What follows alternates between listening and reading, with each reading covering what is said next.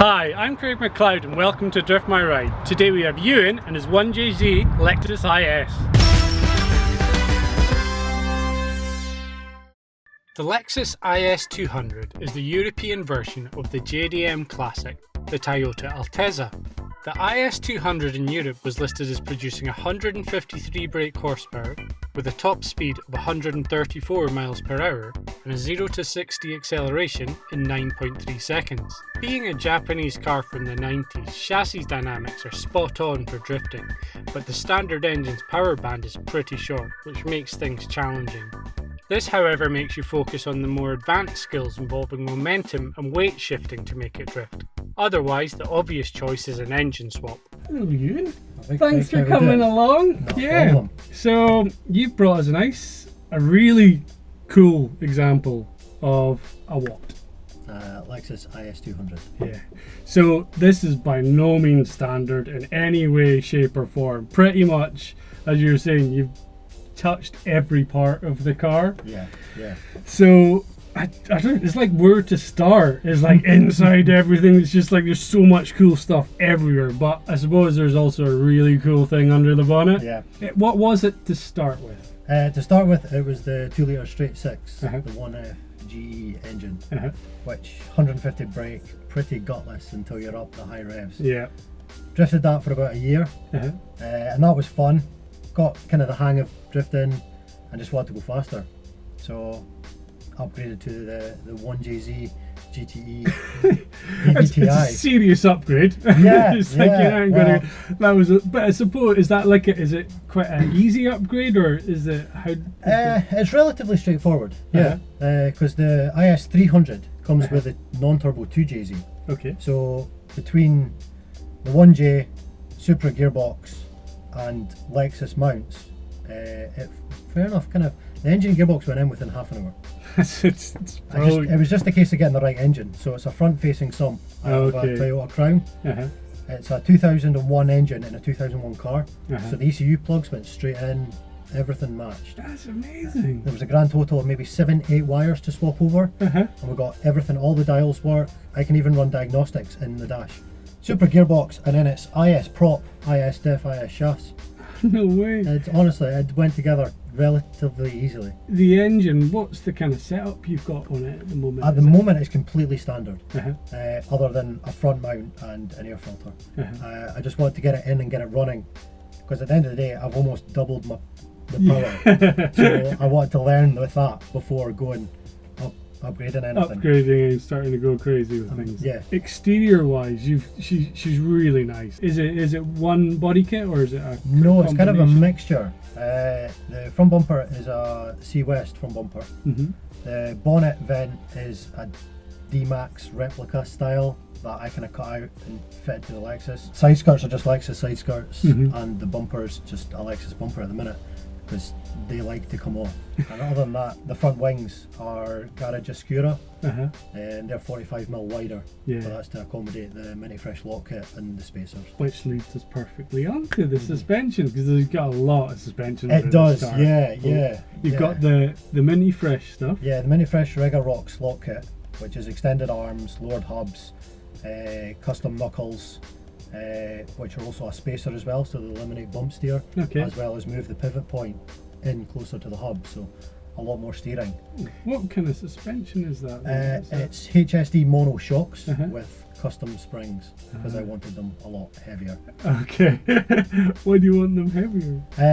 Because when I'm drifting, I don't like the car to move, I want the car to be settled and flat. Uh-huh.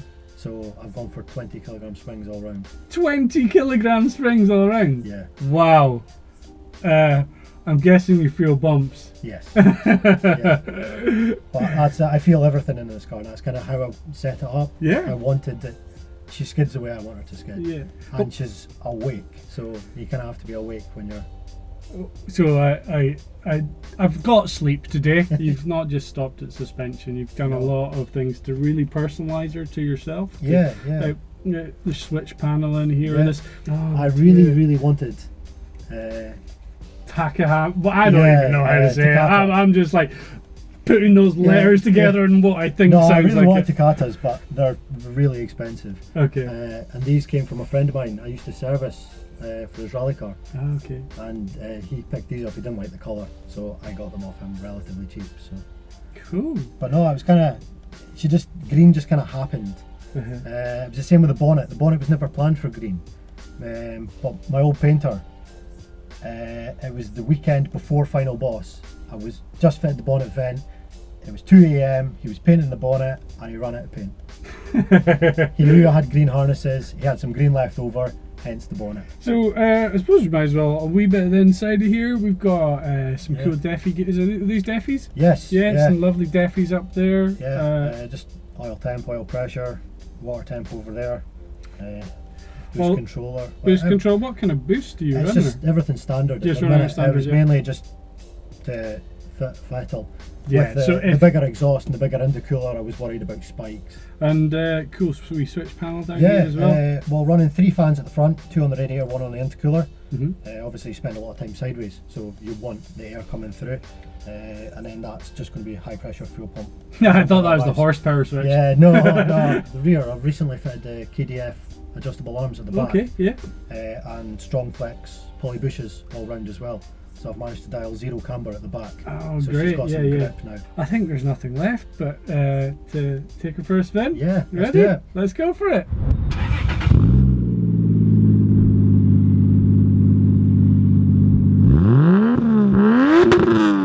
Let's do this. So super snappy. Yep. Super snappy. This is. Oh, good noise. Good noise. Right. It's quite nice actually. It's like a lot of the times you throw it in when you first get it, there can be quite a bit. Yeah, I quite like that flatness. Oh, it's flat. Oh, yeah. And it spools up. There's a bit of go there, right?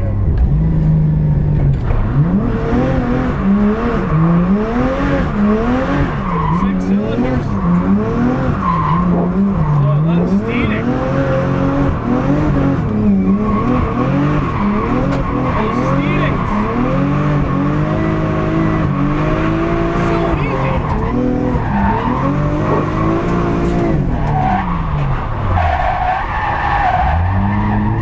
Okay, first time round, and we linked it all. This is nicely set up.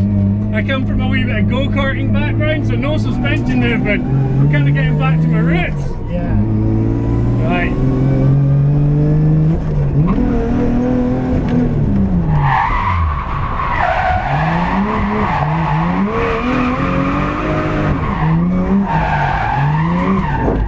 That's the steering as well. You can like kind of reverse it a bit. It's weird.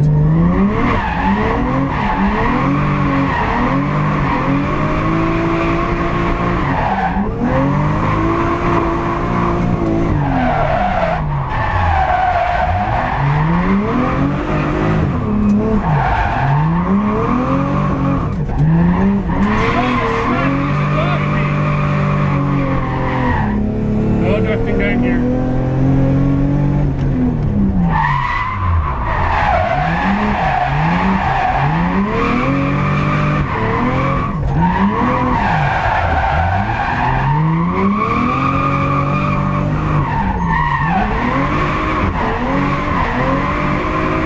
Taking smooth.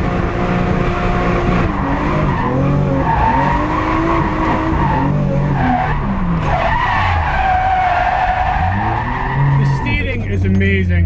I have to say, like, it's like normally when you go on to lock, like there'll be a point and then the things will roll over. This you can actually then on lock, you can turn it so you're going further out and it'll just drive you further to it without fuss. That's so good. Right. The engine is just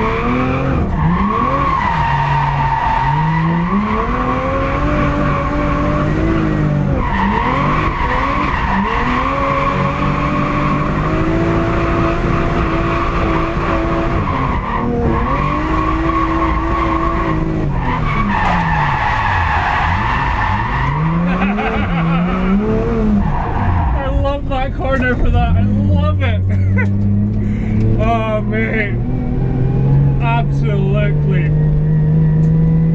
just fucking perfect. Just for this layout on this is just wicked. Doesn't need any more power. No. I could have maybe jumped to third there, but I didn't need it because it never ran out of revs. No. I was just seeing if we could get it to third. No, it was absolutely awesome. Yeah, well put together car, dude. Absolutely brilliant. And thank you so much for letting me have a shot of it. You're welcome. Right, if you'd like to see any more of these videos, if you could please like, share and subscribe, that'd be brilliant. And if you could follow me, Craig McLeod on Facebook, or Craig Does Drift on YouTube. Thank you.